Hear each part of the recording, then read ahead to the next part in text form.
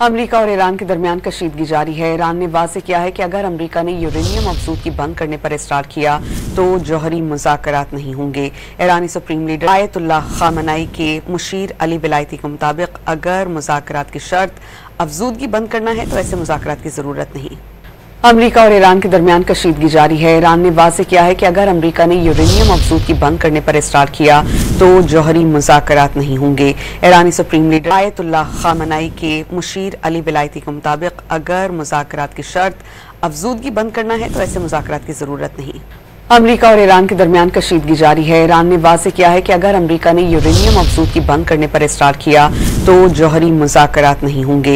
ईरानी supreme leader Ayatollah खामनाई के मुशीर अली विलायती के मुताबिक अगर मुज़ाकरात की शर्त अफजूदगी बंद करना है तो ऐसे मुज़ाकरात की जरूरत नहीं।